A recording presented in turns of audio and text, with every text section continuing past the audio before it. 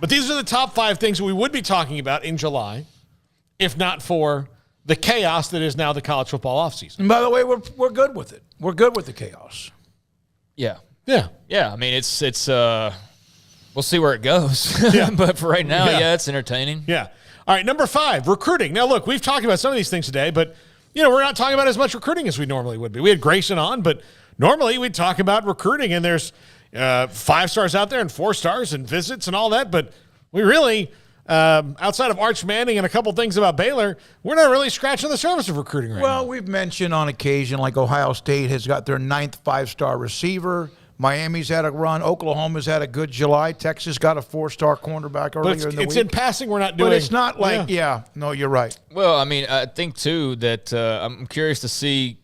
I think people will always be interested in recruiting. It's always going to have its avenue. But I think with the transfer portal and things like that, the looser you make those rules, I mean, why am I going to get super excited about a dude that's going to leave in a year potentially? You know what I mean? I mean, that's at least you knew on signing day that unless the guy got in trouble or your coach got in trouble or – whatever, that guy's going to be around for 4 years probably. And, maybe gone in 3 because he had such a great career. But now, like, you sign a quarterback, what assurances do you have that dude's even going to be there a year from then if he doesn't win the job right away, right? So I wonder, I'm not saying it has, but I do wonder how much is kind of taking some of the steam from the hardcore recruiting where everything matters always to where, hey, we lost out on that guy, we'll just go to the transfer portal. Yeah. You know what I mean? Yeah, absolutely. Number 4, dark horse teams. Like we haven't had the talk about who are some of the teams that could jump up, like NC State here in the graphic. A lot of buzz around NC State, maybe being able to win the ACC. I'll believe it when I see it, but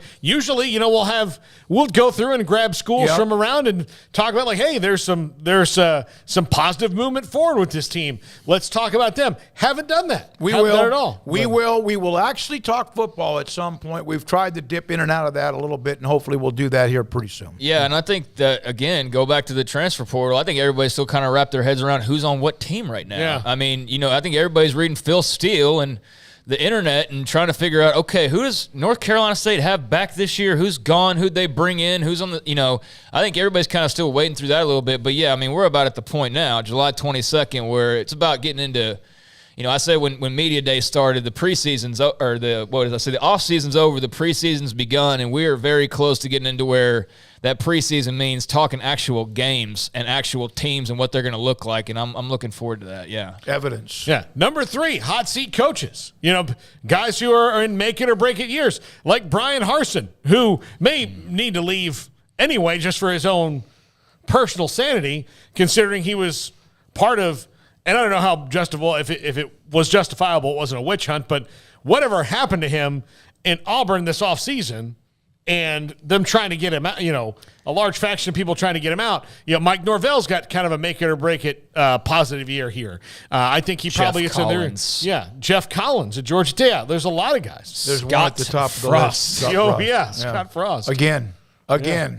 Yeah, Scott Frost is in the hottest of seats, considering he had to change his whole staff and they renegotiated his contract so that he could just leave after the year. And yeah, no, it's going to be. Yeah, the hot seat. I think that there's just obvious candidates you carry over from last year. Scott Frost is one of those, obviously, and we probably mentioned a couple others. But yeah, there's probably guys we're not even thinking about. They're going to get off to a rough start and. Then we'll enter the conversation, and I look forward to the coaching carousel and crazy season. That's just a few months away now at this point. So yeah, I'm curious to see who's going to be joining those clubs. But there's certainly a couple good candidates on the screen right there. They're definitely a part of that conversation right now. Number 2, Heisman candidates. Haven't really gotten into this. Look, C.J. Stroud's won. Caleb Williams is one. I'm sure the defending national champion or the defending Heisman Trophy winner, Bryce Young's coming back. He's probably one. Bijan Robinson should probably be one. I'll throw out a dark horse there, Deuce Vaughn. You didn't mention Caleb Williams, did you? Yeah, I did. Oh, okay, right there. Yeah, but Deuce Vaughn at Kansas State, that's one. Maybe.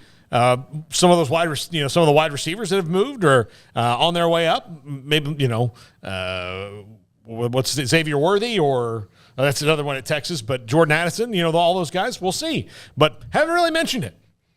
This is a tough one anyway because we're things starting can to change get so these much. preseason watch lists. We'll start to, it kind of gives us a little chance to do that pretty soon. In a month, we will have the preseason polls that come out, which will be pretty much always stock and barrel the way they always are, with the same teams with a few surprises. Yeah. And number one, CFP candidates. Outside of the obvious ones, have we broken down like maybe who could get in outside of the Alabamas and Ohio States and Clemsons of the world? We haven't really been in that. We've been talking about chaos, and chaos is wonderful, but we're losing some of the nuts and bolts here. For $1,000, would you put down $1,000 that two of the four semifinalists will be a combination of Alabama, Georgia, Ohio State? Yeah. Yeah. Oh yeah. Absolutely. Would you do it with all three teams? I think I probably would. Yeah. Okay. Yeah. I mean, it depends on, do I have a few other thousand in the bank account, or is this my last 1,000?